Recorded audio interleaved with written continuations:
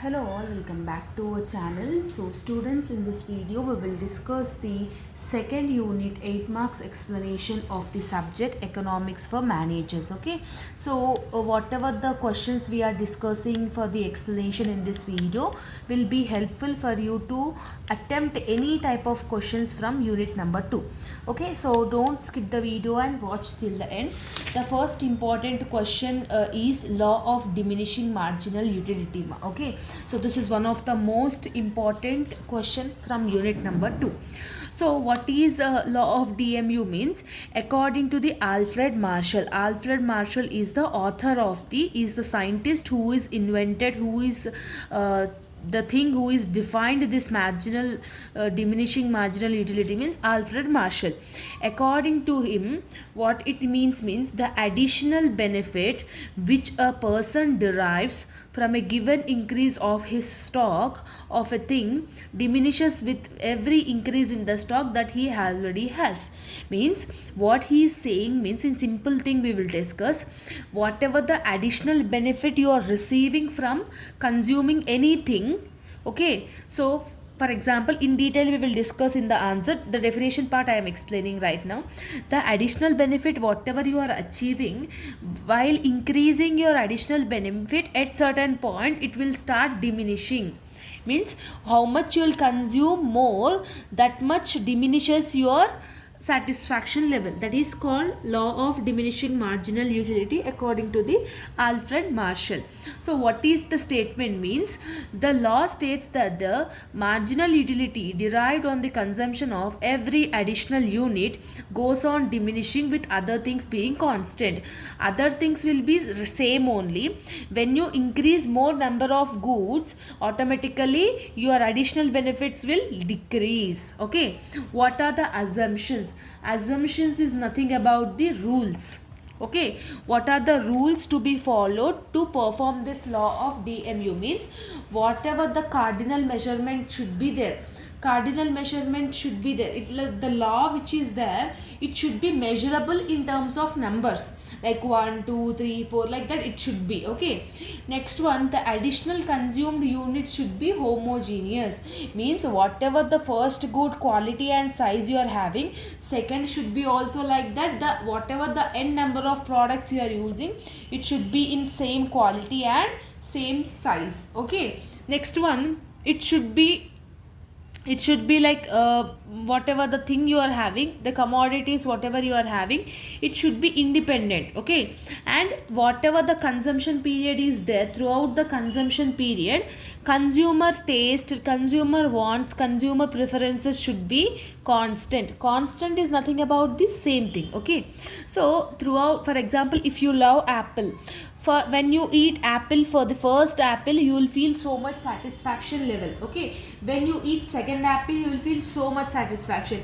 When you feel third, fourth, fifth, sixth and seventh at a time, that time what you will feel, your stomach will get full and everything will be get. So whatever the taste and preferences you are having of a consumer, it should be same throughout the consumption period. That is also one of the main assumption. So in assumptions, any 3 to 4 is more than enough. Right now we have discussed 5, no? So any 5 points you write it in your examination. Okay, now you need to explain the things. Here they have taken oranges. Total utility is there, marginal utility is there. Marginal utility is nothing about the additional benefit. When you consume first orange, the total utility will be 10, marginal utility will be there 10. Means the satisfaction level, the taste whatever you feeling for the first time on your mouth, that time your satisfaction level will increase, no? So that is the thing. Next, when you consume second orange, your stomach will get full. Right now you will be satisfied but you want more. Okay, so that time total utility will increase, marginal utility will decrease. Already you have got satisfied, so compared to the first orange, second orange will get less satisfaction. So like the third, when you go on increasing your oranges, automatically your marginal utility is decreasing and it is going into the negative stage also. Okay, so you love biryani. Okay, when you eat first plate of biryani, you will feel so much happy, so much taste and everything. When you eat second plate of biryani, you will feel like your stomach is full, but still you want it. But when you eat third biryani, afterwards you feel like some discomfort over yourness, and you will feel some stomach upset, everything. Like that, when you go on increasing your commodity, automatically your marginal utility will get decreased. So table, you need to remember it. The only thing you need to write it in the table only. Whatever the data you are having in the table, you need to convert in the theoretical form. For example, in the above table, the first orange, when we are using it, the total utility is 10, marginal utility is also 10. When we are consuming the third orange, the total utility is increasing to the 19, marginal utility is decreasing to 3. Like that, whatever the data you are having, that only you need to present it in the theoretical form. Okay, so that's it. For 8 marks, it is more than enough. Now, whatever the thing you are having, you need to plot it on the, you need to show it on the graph paper. Graph paper is nothing about the, in your booklet only, you need to draw it. Separate graph paper they won't give in your examination for economics subject. Okay, so in booklet you need to draw this compulsory diagram, you need to draw it. Okay, first total utility will increase, okay, it will increase. What about marginal utility? First it will increase, it goes on decreasing. So that is called law of DMU. Okay, this is number of oranges, this is utilities, total utility and marginal utility. Okay, so first diagram like this, CEM I am drawing, just like this you need to draw it. Okay, so this is the diagram of the law of diminishing marginal utility. Okay, so what is this importance of law of DMU? Means the law explains the negative slope of the demand curve. Means negative slope means in negative it is going, below x-axis it is going, it is nothing about the negative only, no. So that is the thing. Means whatever the progress taxation techniques we are using, it will be helpful for the finance minister also. So this law of diminishing marginal utility will helpful for the finance minister for the taxation policy. To fix certain tax, it is will be important. Like that you need to write some importance, like 2 to 3 importance. Okay, so this is the thing. Next one you are having important, when you are learning law of DMU marginal utility, don't learn equimarginal utility. Okay, so equimarginal utility is not much important. Okay, so next most important is what is demand and explain the determinants of demand. Okay, so what is demand? Demand is nothing about the consumer, individual consumer will purchase or willing to purchase a particular given period of time, particular given period of price. Okay, so when a number of pen sales is increasing, automatically the demand is increases. It depends on the consumer's behavior thing only. Okay, so it is nothing about the, see here, it refers to the both desire to purchase and ability to pay for it. See, for example, desire to purchase is nothing about it, you should be willing to purchase it. The second one is ability to pay for it, you should have that ability to purchase that thing. For example, I like BMW car, but I am desired to purchase it, but I am not having ability to for the money. So but I am not able to pay for it, right? I am not able to have that much money with me. So a consumer should have the desire to purchase and ability to pay for it, then only the definition of demand is described. Okay, so determinants means what is demand analysis? Demand analysis is nothing about the whatever the firm you are having, according to the particular thing, whatever the demand is there for a certain product or certain service, analyzing your demand. Okay, so demand analysis takes various business decisions, like for example, it will sales prediction, it will do the sales prediction, it will fix the price of a product, it will distribute in the markets, it will take the production decisions, it will take the financial decisions. So these are all included in the demand analysis. Okay, then what is the determinants of demand? Determinants of demand, in your thing you are having price of a commodity. When price is less, demand will be more. Okay, when price is less, demand automatically increases. When price increases, demand automatically decreases. That is the price of a commodity. Okay, so demand will be helpful. Demand will be based on the price of a commodity. Next, consumer's income. Based on the consumer's income means just now we have discussed no ability to purchase for it.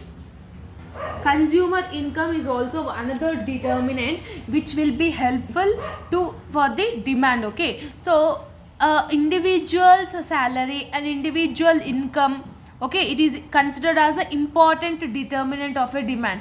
Why? Because when you have certain money, when you have the income, then only you will able to do the purchases.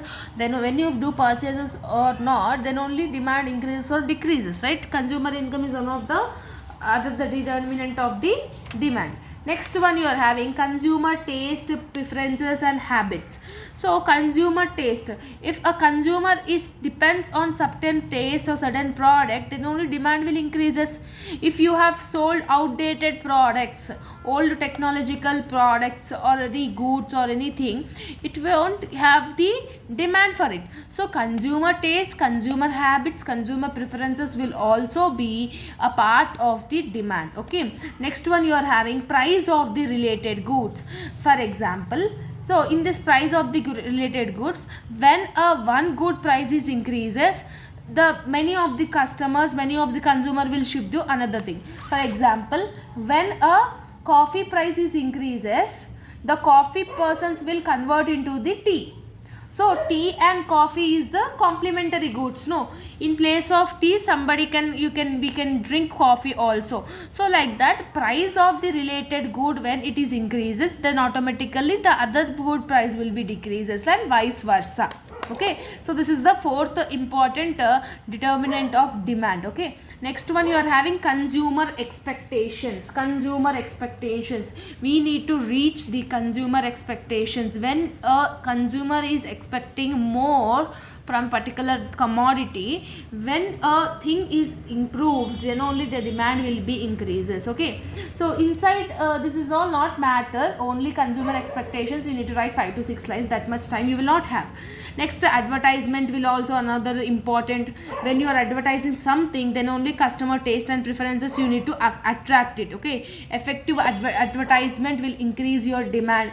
Demographic factors. Demographic factors is nothing about the whatever the products are there according to the, for example, some products are related to the women, some products are related to the men only. So based on geographical factors you need to divide it. Okay, that is also one of the main important determinant. Economic growth and consumer credit. So this is many things are there in examination. 5 to 6 points is more than enough. Okay, try to see this question. This is one of the most important question. Okay, one of the most important, law of demand and its determinants and law of diminishing marginal utility. Okay, so you are having some law of demand we will discuss next. This is also one of the main topic. Okay, so whatever is important for your examination purpose, that only I am explaining. Okay, so try to learn these questions only. Okay, so in this law of demand, they are asking the different types of elasticity of demand. Okay, this is also one of the important question. Law of demand explains a consumer behavior is depending on a commodity in relation to the variation in its prices. See, just now we have discussed, no? So based on the prices, consumer preferences, consumer demand and consumer taste will be changing. So whatever the relationship is there between the two variables, means price and quantity, it will helpful you to the understand the demand. Okay, so in this law of demand there are three types. Okay, the first one is price elasticity of demand, second one is income elasticity of demand, third one is cross elasticity of demand. Okay, so what is this price elasticity of demand? Means whatever demand is changing because of its price. Okay, if demand is changing because of its price, that is called price elasticity of demand. When demand is changing because of its income, income of a consumer, that is called income elasticity of demand. So percentage or proportionate change in the quantity demand of a commodity divided by price of a commodity. Percentage change in quantity demand of a commodity divided by consumer income. Formulas you need to remember it, okay. Easy and simple formulas you are having, you need to understand that one, okay. Next one, you are having cross elasticity of demand. Cross elasticity of demand is nothing about the percentage of proportionate change in the quantity demand of X commodity because of Y commodity price. Just now we have discussed, no, if coffee price is increases, many of the persons will shift to the tea. In that cases, it is called cross elasticity of demand, okay. So these are the main three types. No need to explain advertisement, no need to explain this price variations. Just explain this three only if they are asking elasticity of demand, okay. Next one, you are having price elasticity of demand and its types. Just now we have discussed, no, what is price elasticity of demand? Your quantity demand is changing because of its price, okay. So demand is changing because of its price, that is called price elasticity of demand and its formula. Proportionate change in the quantity demand of a commodity divided by proportionate change in the price of a commodity, okay. So this is the formula, you need to recognize it, okay. So in these types of price elasticity of demand, you are having first type, perfectly elastic demand. Perfectly elastic demand is nothing about the it is said to be perfectly elastic demand when elasticity is perfectly thin. For example, when is price is 10, consumers are 5. When price is 5 rupees, consumers is 10. Means whatever the price you are fixing, based on that demand is having. So if you increases your price, automatically your customers will get decreased. When you decrease your price, automatically your customer will increase. Means it will be infinite, okay. So that is called price elasticity of demand, okay students. Next one, you are having absolutely perfectly elastic demand.